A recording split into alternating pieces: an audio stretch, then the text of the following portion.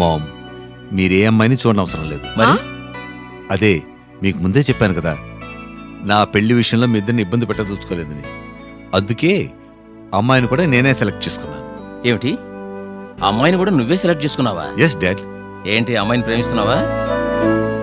అదేవో నాకు తెలియదు dad, but చాలా మంచి అమ్మాయి. చూశాను, నచ్చింది, పెళ్లి చేసుకోవాలనిపించింది.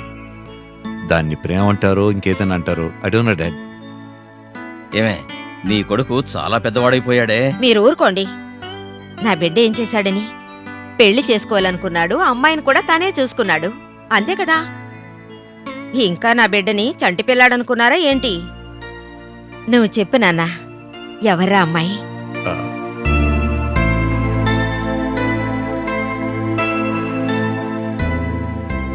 ఆ అమ్మాయి పేరేమిట్రా? వెన్నెల.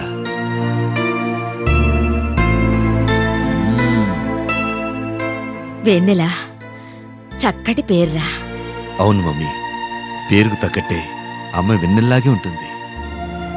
ఆ అమ్మాయి మనసు కూడా నీలాంటిదే.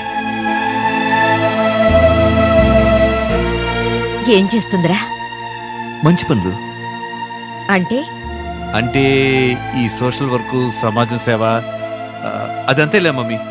సరే సరే, ఆ అమ్మాయి గురించి తెలుసుకున్నది చాలు గాని ముందు ఆ అమ్మాయి వాళ్ళ అడ్రస్ ఇవ్వరా, మేము వెళ్ళి వాళ్ళ అమ్మ నాన్నతో మాట్లాడుస్తాం.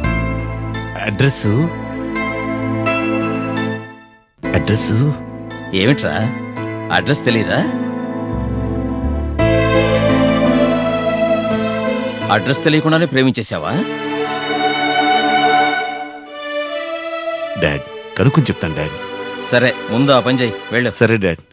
Ma'am, hot coffee. కాఫీ ఏంట్రా, పాయసమే తెస్తాను.